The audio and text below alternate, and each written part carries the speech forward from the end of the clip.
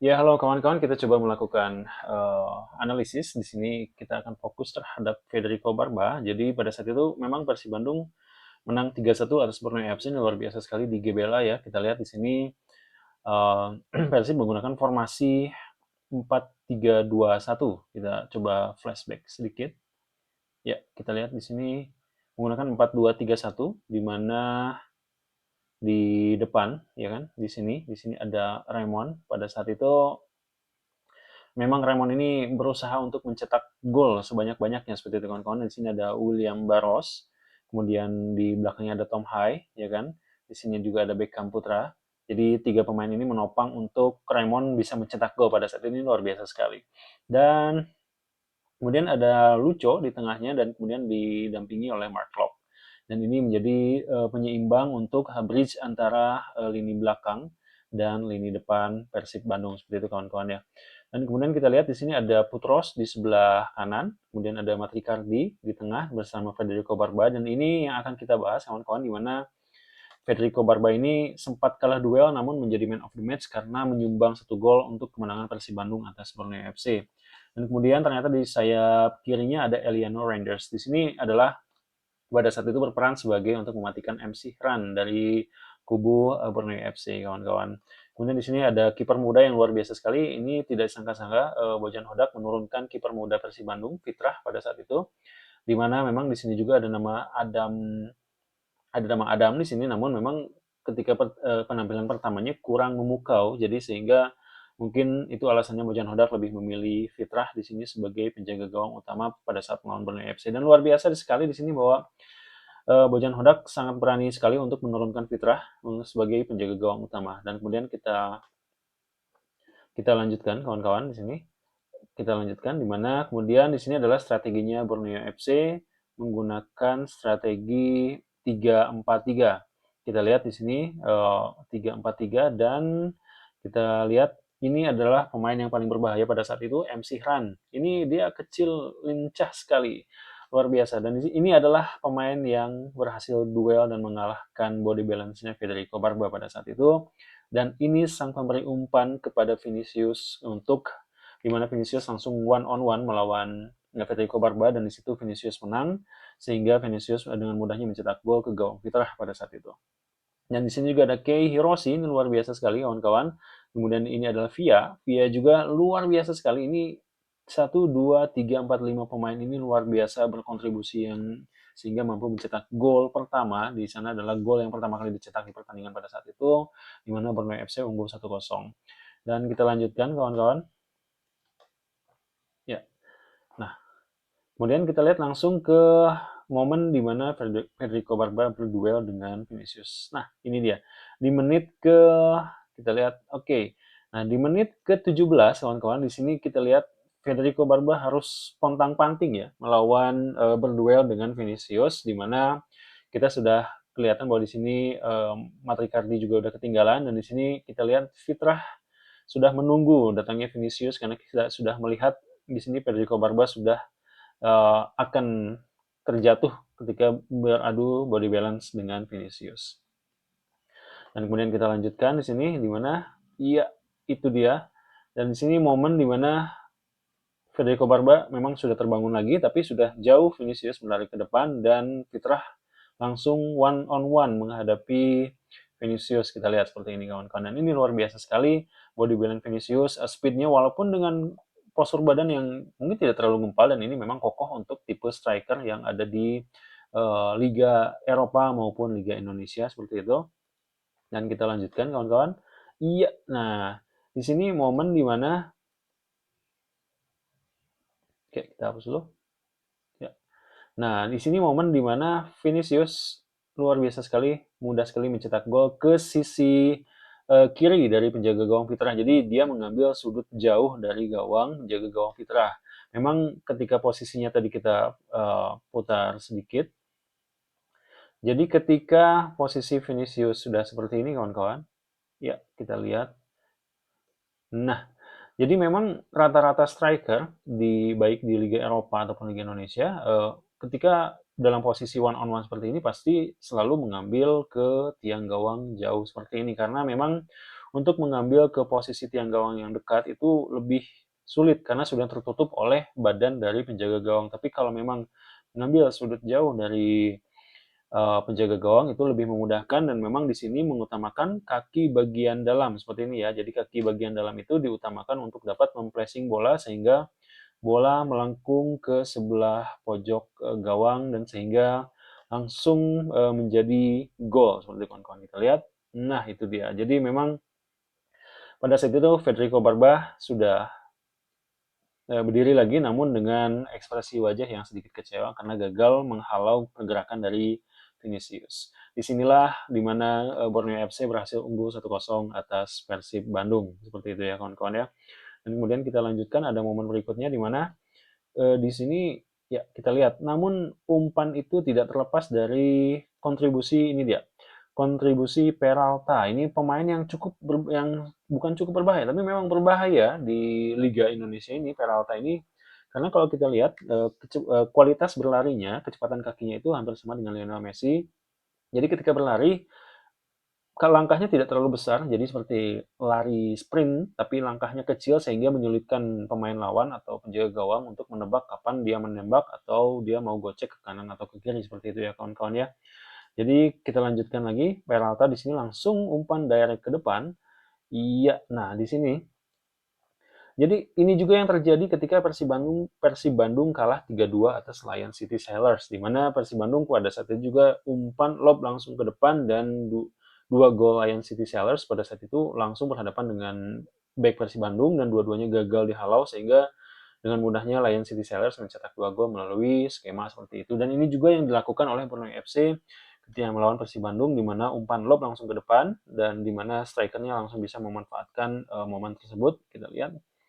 Iya, memang di sini Federico Barba sudah berusaha untuk menghalau pergerakan Vinicius, tapi kita lihat bahwa keseimbangan badannya tidak begitu prima pada saat itu karena dia sempat berbalik badan kawan-kawan ya. Jadi sebelum adanya duel seperti itu, kita lihat mundur sedikit. Nah, iya, iya di sini kita lihat.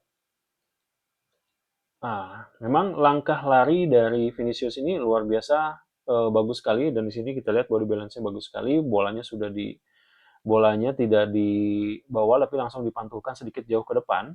Jadi kita lihat di posisi Vinicius dan Barba di sini tapi bolanya sedikit jauh ke depan itu supaya memudahkan dia fokus dengan body balance, tidak fokus dengan bolanya seperti itu. Dan ini memang trik yang cukup bagus dari Vinicius untuk dia fokus mengalahkan Barba, menjatuhkan Barba sehingga dan bolanya juga tidak begitu jauh sehingga dia masih dapat mengejar dengan sprint pendeknya seperti itu kawan-kawan. Dan kita lanjutkan lagi. Kemudian di sini, nah kita lanjutkan. Nah di sini langsung bahwa iya, kita mundur sedikit kawan-kawan. Nah, oke ini adalah teknik ancang-ancang yang memang luar biasa juga, cukup bagus sehingga bola akan di-flashing ke sisi sebelah kiri penjaga gawang Fitrah pada saat itu kawan-kawan ya. Dan kita lanjutkan. Nah ini dia, ini gol pertama dan kemudian ini ada momen berikutnya di mana ini adalah ya kita mundur sedikit kawan-kawan. Memang selain Peralta juga di Persib Bandung pada saat itu punya yang namanya Beckham Putra. Beckham Putra padahal di sini sudah dikawal oleh dua orang pemain dari Borneo FC. Tapi di menit ke-39 Beckham Putra kita lihat kita lanjutkan videonya terlebih dahulu. Di mana pada saat itu berhasil, iya itu dia. Kita mundur sedikit kawan-kawan. Kita lihat di sini. Nah, ini luar biasa sekali. Jadi sudah ada yang melakukan pressing. Jadi satu menjaga sisi sebelah kirinya Beckham dan satu langsung melakukan pressing. Tapi Beckham dengan pergerakannya mampu meloloskan bola ke sisi sebelah kanan untuk melakukan crossing. Jadi kita lanjutkan lagi videonya. Nah ini dia. Oke. Dan kita lihat kita mundur sedikit kawan-kawan. Jadi bola itu ya kita lihat di sini momen di mana iya. Oke. Ya kita mundur sedikit lagi. Umpan yang dilakukan Beckham juga, jadi dari ini melengkungnya luar biasa dan tinggi umpannya juga tidak begitu tinggi dan itu memang hal yang harus bisa dilakukan oleh pemain sayap di mana melakukan crossing ke tengah itu lebih menukik dan tidak terlalu tinggi dan tidak terlalu parabol karena bola jika terlalu parabol juga tenaganya tidak akan begitu kuat ketika disundul oleh pemain depan. Dan kita lanjutkan di sini adalah momen di mana Raymond Tangki juga debut gol pertamanya bersama Persib Bandung. Kita lihat di sini, iya, luar biasa sekali karena sambil menjatuhkan badan, kita lihat kawan-kawan. Nah, itu dia.